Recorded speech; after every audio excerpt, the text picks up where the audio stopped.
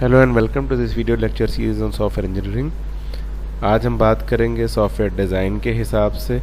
तो what is the design. जब हम डिज़ाइन प्रोसेस में आते हैं, यानी कि हमारे पास रिक्वायरमेंट फेज़ के बाद, जब हमारे पास रिक्वायरमेंट एनालिसिस फेज़ के बाद जो नेक्स्ट फेज़ आता है दैट इज़ डिज़ाइन फेज़। तो what is the design process. Design is creative process. सबसे पहली बात तो ये है कि आपने अपने प्रॉब्लम को सोल्यूशन में कन्वर्ट करने के लिए क्या स्ट्रेटजी अपनानी है, that is what you call a design. और उसको how to implement all of the customers requirements. Design बनाते हुए आपने तमाम चीज़ों का ख्याल रखना है कि जो यूज़र ने आपको रिक्वायरमेंट फेज़ में इनपुट दिया है वो तमाम की तमाम आप किस तरह आउटपुट फॉर्म में कन्वर्ट करेंगे। तो ये जो आपने डॉक्यूमेंटेशन बनानी है, जो जिसके लिए जो प्लान तैयार करना है, उसको हम कहते हैं डिज़ाइन। ठीक हो गया। डिज़ाइन आप जो है वो मल्टीपल लेवल के ऊपर लेके जा सकते हैं। शुरू में आप एक जेनरिक सा डिज़ाइन बना सकते हैं जो कि सिर्फ ओवरऑल सिस्टम के बारे में हो। बाद में आप उस डिज़ाइन की फर्दर डिटेल्स बता सकते हैं जो कि उसकी इम्प्लीमेंटेशन को फोकस करते हुए, उसके हर पार्ट को फोकस करते हुए आपको आगे लेके चले। क्योंकि डिज़ाइन की जब हम बात करते हैं तो उसमें क्रिएटिविटी चाहिए होती है, तो इसलिए ये आपका एक बहुत ही ज़्यादा चैलेंजिंग टास्क है, इंटेलेक्चुअली चैलेंजिंग। दिमाग लगाना पड़ता है कि किस तरह जो है ना आपने out of the box thinking करके यूज़र को बेहतर से बेहतर सोल्यूशन दिया जाए और यूज़र को कस्टमर सेटिस्फैक्शन अचीव की जाए, जिसके लिए आप बहुत सारे पॉसिबिलिटीज़ उस पर लगा सकते हैं। बहुत सारी फीचर्स को उसमें अकोमोडेट आपने करना है। ठीक, जिसमें सबसे ज़्यादा आपको प्रॉब्लम दे सकती हैं वो है नॉन फंक्शनल रिक्वायरमेंट्स या non functional goals. Non functional goals में फिर आपके पास वो क्वालिटी की चीज़ें आ जाती हैं जो कस्टमर टू कस्टमर वेरी करती हैं। For example ease of use, ये हर कस्टमर टू कस्टमर डिफरेंट होगा। ईज़ ऑफ मेंटेनेंस, ये भी कस्टमर टू कस्टमर और प्रोजेक्ट टू प्रोजेक्ट वेरी करेगा। तो उसके हिसाब से आपको डिज़ाइन जो है ना वो बनाना है।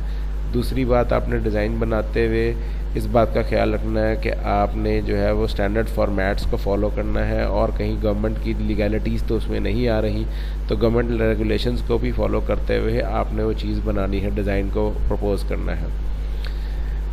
उसके लिए ऑलरेडी मौजूद डिज़ाइंस को आप जो है ना वो स्टडी करके उसको और इम्प्रूव कर सकते हैं। ज़्यादातर काम आपके ऑलरेडी मौजूद जो डिज़ाइंस होते हैं, रूटीन डिज़ाइंस होते हैं, उन्हीं के ऊपर करके, उन्हीं को रीयूज़ करके, थोड़ा बहुत मॉडिफाई करके काम हो जाता है।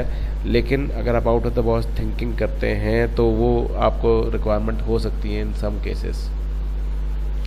तो आपने जब डिज़ाइन बनाना है तो क्या चीज़ें आपने जहन में रखनी है। आपने जहन में रखनी है कि आपने डिज़ाइन बनाते हुए सिमिलर सिस्टम, इससे मिलते सिस्टम मार्केट में अगर पहले से मौजूद है तो उसमें कौन सा डिज़ाइन यूज़ हुआ है उसके बारे में आपने सोच कर रखना, वो सोचते हुए आपने डिज़ाइन बनाना है।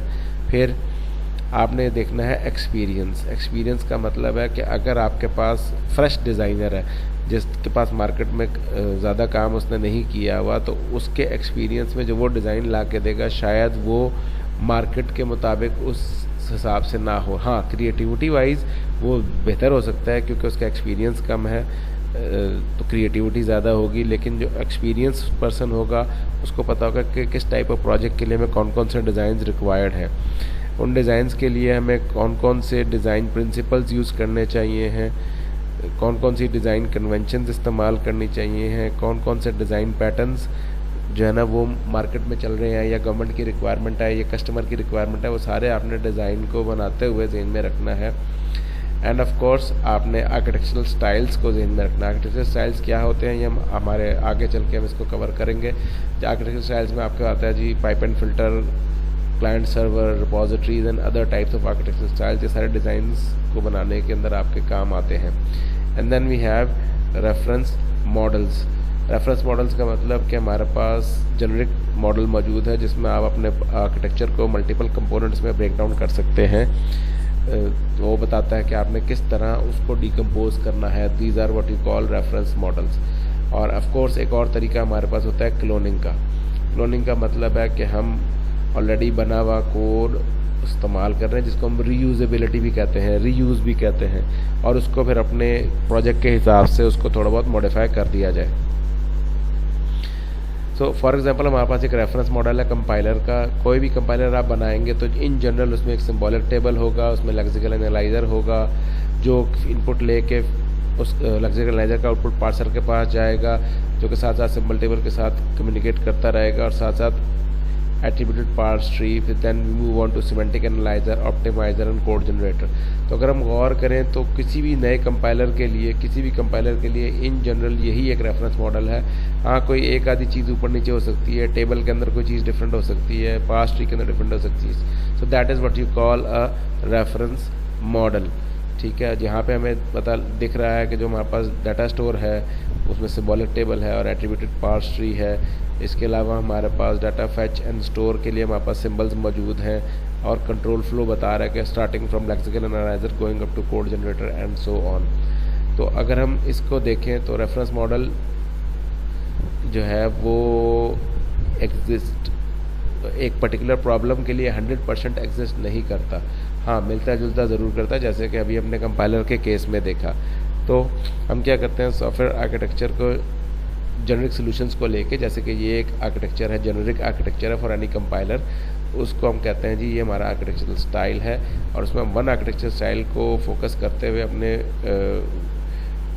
प्रॉब्लम को सॉल्व अगर करने जाएं तो हमें मसले हो सकते हैं। इसलिए हम एक से ज़्यादा आर्किटेक्चर स्टाइल्स को मिक्सचर बना के उसका कॉम्बिनेशन बना के हम अपना टास्क अचीव कर लेते हैं। So a good design is about selecting, adapting and integrating several architectural design styles into to produce desired result, right?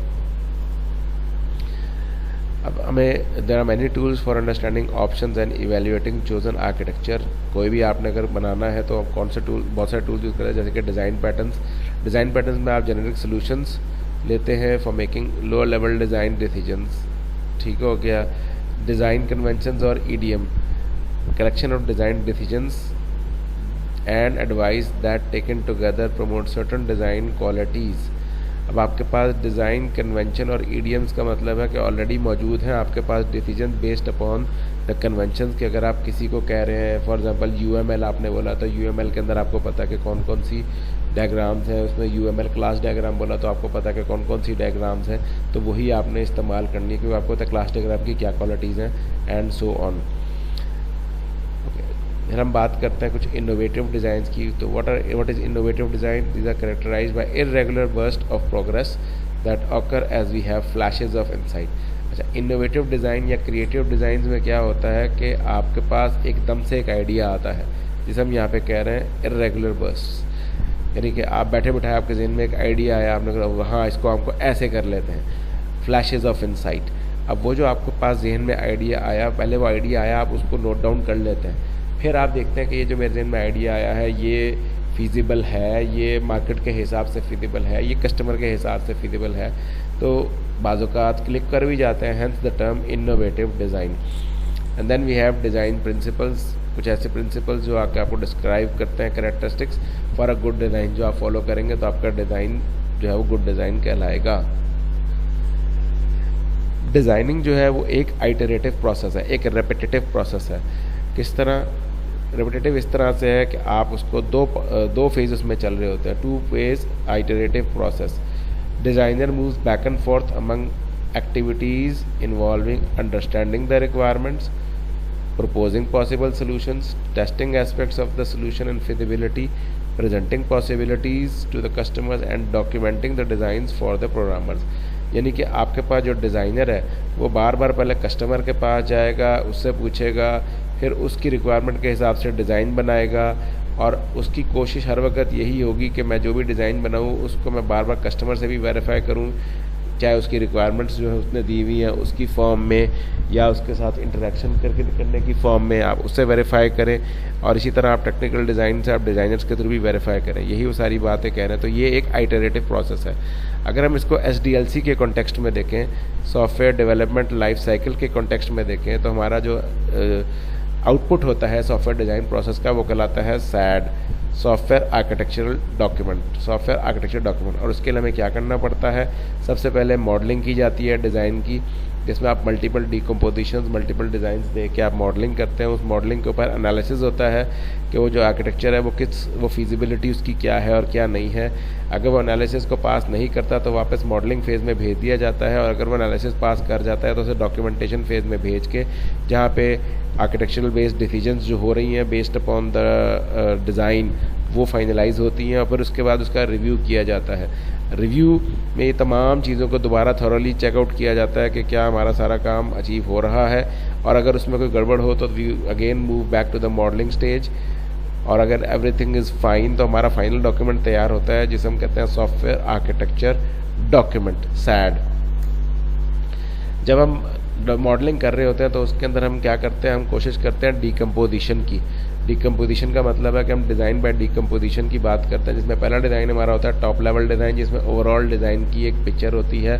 उसके बाद हम उस डिज़ाइन के एक एक कंपोनेंट को फर्दर जो है ना डिज़ाइन स्ट्रक्चर कर रहे होते हैं, ठीक है। और आइटरेटिवली हमने डिज़ाइन को डिवाइड कर रहे होते हैं कि हमारा जो सिस्टम है वो छोटे छोटे पार्ट्स के अंदर ब्रेकअप हो रहा हो, और फिर जो हमारे पास सब पार्ट्स आए उन सब पार्ट्स के फर्दर सब पार्ट्स में हम डिवाइड कर रहे होते हैं अपने डिज़ाइन के अंदर, ताकि हमारा जो है ना वो लेवल ऑफ डिटेल जो है वो इंक्रीजिंग ऑर्डर में हमारा बढ़ता रहे।